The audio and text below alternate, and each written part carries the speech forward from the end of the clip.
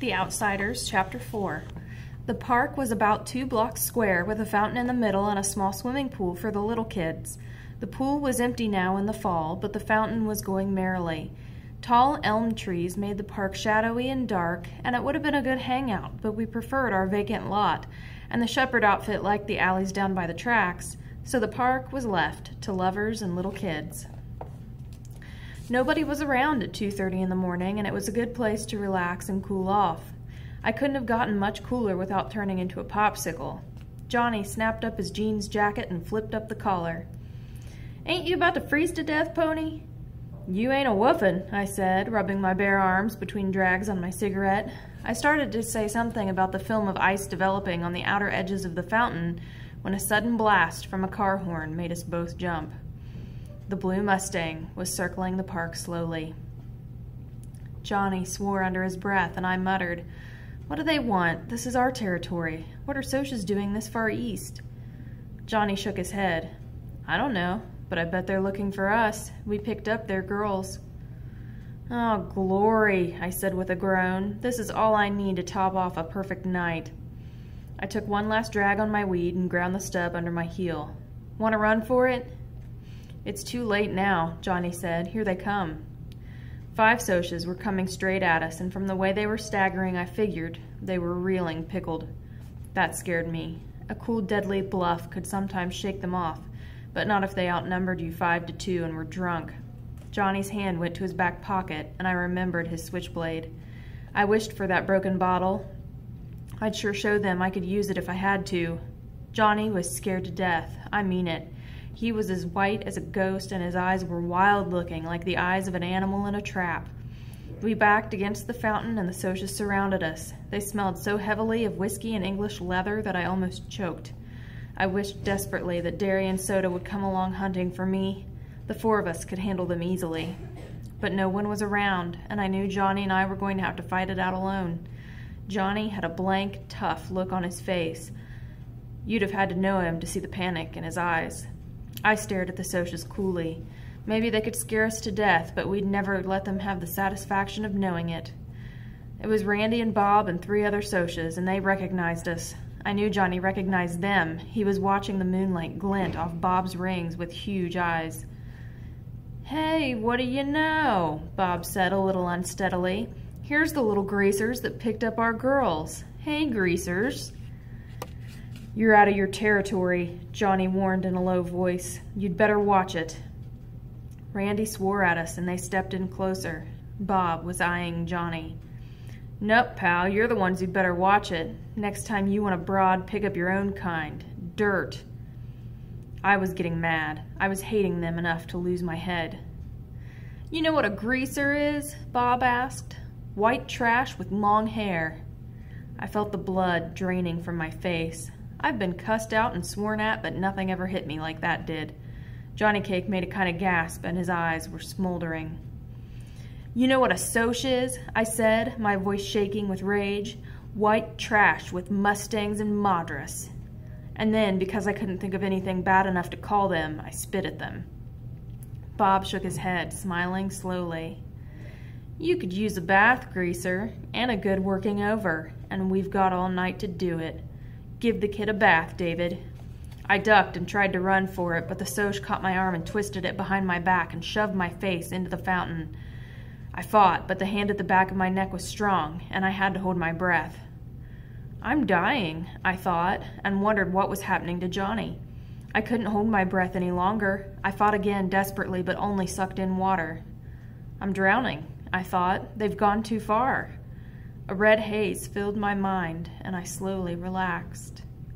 The next thing I knew, I was lying on the pavement beside the fountain, coughing water and gasping. I lay there weakly, breathing in air and spitting out water. The wind blasted through my soaked sweatshirt and dripping hair. My teeth chattered unceasingly, and I couldn't stop them. I finally pushed myself up and leaned back against the fountain, the water running down my face. Then I saw Johnny. He was sitting next to me, one elbow on his knee and staring straight ahead. He was a strange greenish white, and his eyes were huger than I'd ever seen them. "I killed him," he said slowly. "I killed that boy." Bob, the handsome Soch, was lying there in the moonlight, doubled up and still. A dark pool was growing from him, spreading slowly over the blue-white cement. I looked at Johnny's hand. He was clutching his switchblade, and it was dark to the hilt. My stomach gave a violent jump, and my blood turned icy. "Johnny," I managed to say, fighting the dizziness. "I think I'm going to be sick." "Go ahead," he said in the same steady voice. "I won't look at you." I turned my head and was quietly sick for a minute.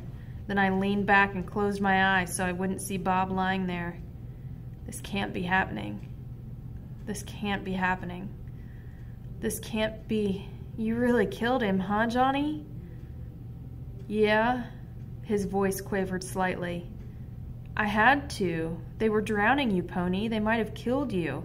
And they had a blade. They were going to beat me up. Like..." I swallowed. "Like they did before?" Johnny was quiet for a minute. "Yeah," he said, "like they did before." Johnny told me what had happened. They ran when I stabbed him. They all ran. A panic was rising in me as I listened to Johnny's quiet voice go on and on. "Johnny!" I nearly screamed. "What are we going to do? They put you in the electric chair for killing people." I was shaking. "I want a cigarette. I want a cigarette. I want a cigarette." We had smoked our last pack. "I'm scared, Johnny. What are we going to do?" Johnny jumped up and dragged me up by my sweatshirt. He shook me. "Calm down, Pony boy. Get a hold of yourself." I hadn't realized I was screaming. I shook loose. "Okay," I said. "I'm okay now." Johnny looked around, slapping his pockets nervously. "We gotta get out of here. Get somewhere. Run away. The police will be here soon." I was trembling, and it wasn't all from cold.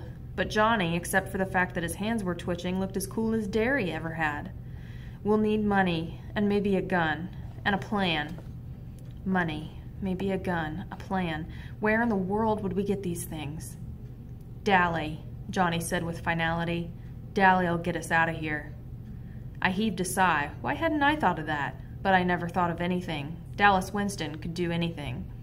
"Where can we find him?" "I think at Buck Merrill's place. There's a party over there tonight. Dally said something about it this afternoon." Buck Merrill was Dally's rodeo partner. He was the one who'd got Dally the job as a jockey for the Slash J Buck.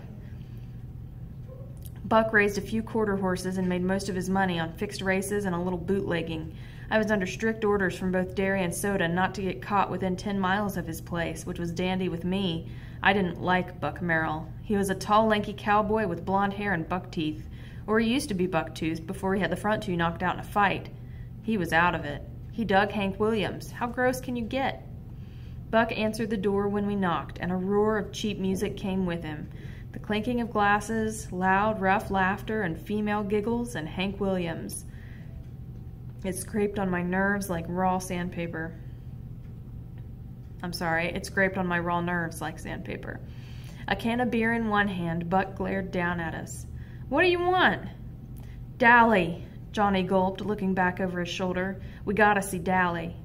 "He's busy," Buck snapped, and someone in his living room yelled, "Aha!" and then "Yeehaw!" and the sound of it almost made my nerves snap. "Tell him it's Pony and Johnny," I commanded. I knew Buck, and the only way he could get anything from him was to bully him. I guess that's why Dallas could handle him so easily, although Buck was in his mid-20s and Dally was 17. "He'll come." Buck glared at me for a second, then stumbled off. He was pretty well crocked, which made me apprehensive. If Dally was drunk and in a dangerous mood. He appeared in a few minutes, clad only in a pair of low-cut blue jeans, scratching the hair on his chest. He was sober enough, and that surprised me. Maybe he hadn't been there long. "Okay, kids, what do you need me for?" As Johnny told him the story, I studied Dally, trying to figure out what there was about this tough-looking hood that a girl like Cherry Valance could love. Tow-headed and shifty-eyed, Dally was anything but handsome. Yet, in his hard face, there was character, pride, and a savage defiance of the world. He could never love Cherry Valance back. It would be a miracle if Dally loved anything. The fight for self-preservation had hardened him beyond caring. He didn't bat an eye when Johnny told him what had happened, only grinned and said, "Good for you," when Johnny told how he had knifed the Soch. Finally, Johnny finished. We figured you could get us out if anyone could. I'm sorry we got you away from the party." "Aw, shoot, kid." Dally glanced contemptuously over his shoulder. "I was in the bedroom." He suddenly stared at me. "Glory, but your ears can get red, pony boy." I was remembering what usually went on in the bedrooms at Buck's parties. Then Dally grinned in amused realization. "It wasn't anything like that, kid. I was asleep, or trying to be, with all this racket. Hank Williams." He rolled his eyes and added a few adjectives after Hank Williams. "Me and Shepard had a run-in, and I cracked some ribs. I just needed a place to lay over." He rubbed his side ruefully. "Old Tim sure can pack a punch. He won't be able to see out of one eye for a week." He looked us over and sighed. "Well, wait a sec, and I'll see what I can do about this mess." Then he took a good look at me. "Pony boy, are you wet?" Yes," I stammered through chattering teeth. "Glory hallelujah."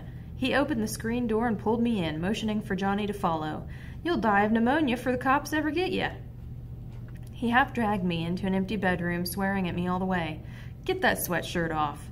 He threw a towel at me. "Dry off and wait here. At least Johnny's got his jeans jacket. You ought to know better than to run away in just a sweatshirt, and a wet one at that. Don't you ever use your head?" He sounded so much like Derry that I stared at him. He didn't notice and left us sitting on the bed. Johnny lay back on it. Wish I had me a weed. My knees were shaking as I finished drying off, sitting there in my jeans. Dally appeared after a minute. He carefully shut the door. "Here." He handed us a gun and a roll of bills. "The gun's loaded. For Pete's sake, Johnny, don't point the thing at me. Here's $50. That's all I could get out of Merrill tonight. He's blowing his loot from that last race." You might have thought it was Dally who fixed those races for Buck, being a jockey and all, but it wasn't. The last guy to suggest it lost 3 teeth. It's the truth. Dally rode the ponies honestly and did his best to win. It was the only thing Dally did honestly. "Pony, do Derry and Soda Pop know about this?" I shook my head. Dally sighed. "Boy howdy, I ain't itching to be the one to tell Derry and get my head busted." "Then don't tell him," I said. I hated to worry Soda Pop and would have liked to let him know how that I'd gotten this far okay. But I didn't care if Derry worried himself gray-headed. I was too tired to tell myself I was being mean and unreasonable. I convinced myself it wouldn't be fair to make Dally tell him. Derry would beat him to death for giving us the money and the gun and getting us out of town. "Here." Dally handed me a shirt about 60 million sizes too big. "It's Buck's. You and him ain't exactly the same size, but it's dry." He handed me his worn brown leather jacket with the yellow sheep's wool lining.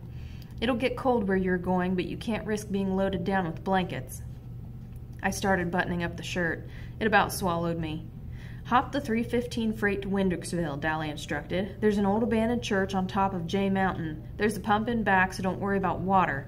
Buy a week's supply of food as soon as you get there, this morning, before the store gets out, and then don't so much as stick your noses out the door.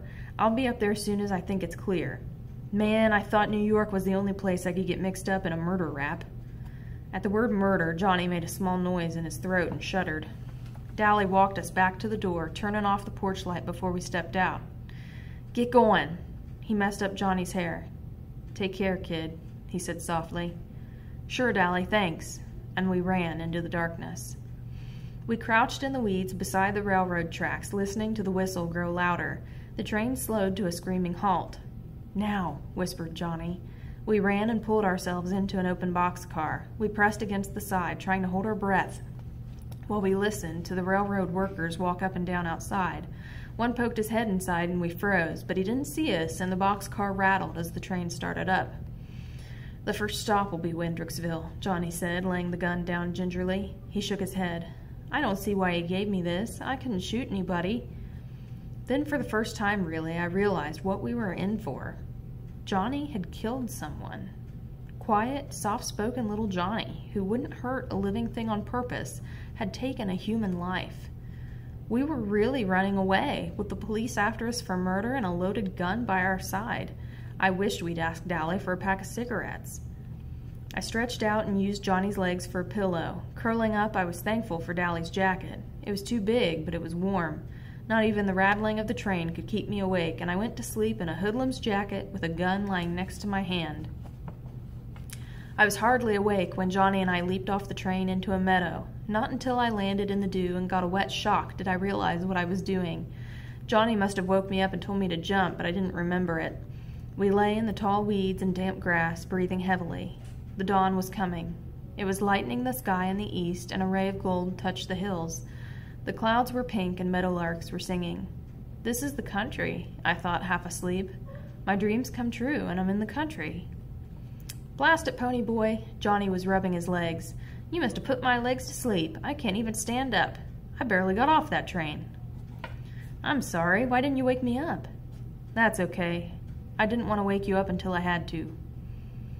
Now how do we find Jay Mountain? I asked Johnny. I was still groggy with sleep and wanted to sleep forever right there in the dew and the dawn. Go ask someone. The story won't be in the paper yet. Make like a farm boy taking a walk or something. I don't look like a farm boy, I said. I suddenly thought of my long hair combed back and the slouching stride I used from habit. I looked at Johnny. He didn't look like any farm boy to me. He still reminded me of a lost puppy who'd been kicked too often, but for the first time I saw him as a stranger might see him. He looked hard and tough because of his black t-shirt and his blue jeans and jacket, and because his hair was heavily greased and so long.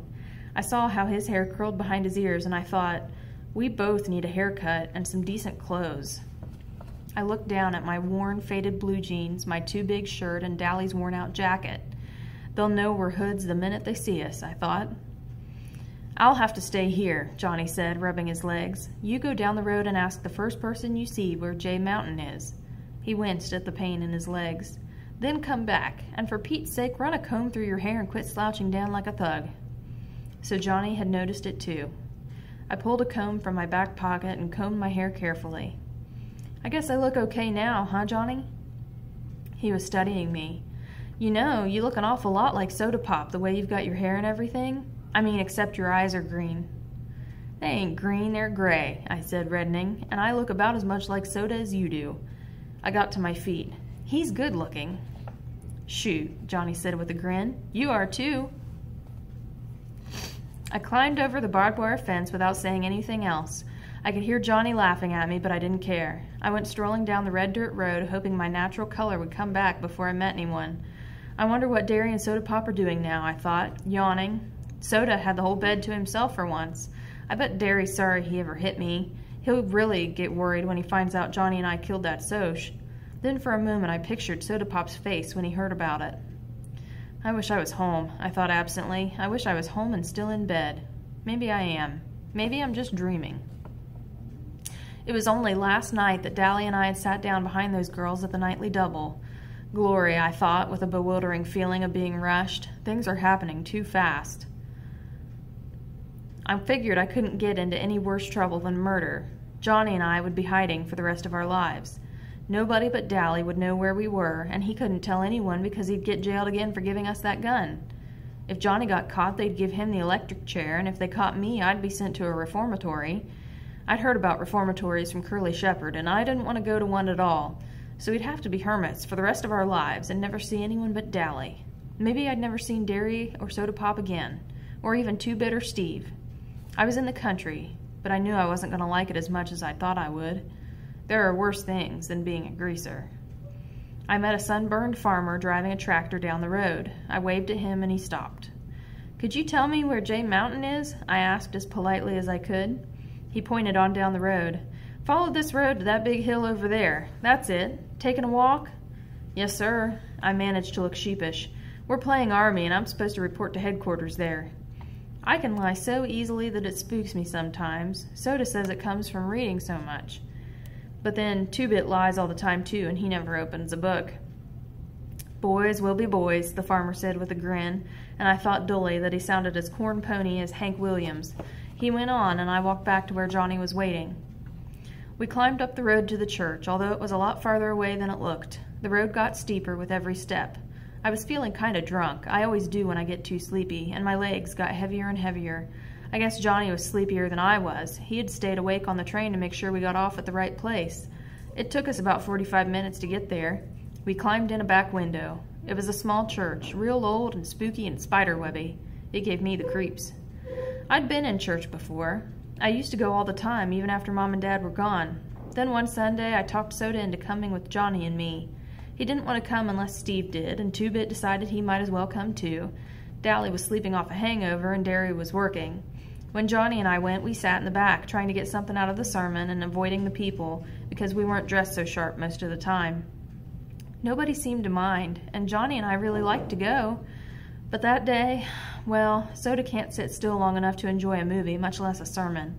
It wasn't long before he and Steve and Two-Bit were throwing paper wads at each other and clowning around, and finally Steve dropped a hymn book with a bang. Accidentally, of course. Everyone in the place turned around to look at us, and Johnny and I nearly crawled under the pews. And then Two-Bit waved at them. I hadn't been to church since. But this church gave me a kind of creepy feeling. What do you call it? Premonition? I flopped down on the floor and immediately decided not to do any more flopping. The floor was stone and hard. Johnny stretched out beside me, resting his head on his arm. I started to say something to him, but I went to sleep before I could get the words out of my mouth. But Johnny didn't notice. He was asleep too.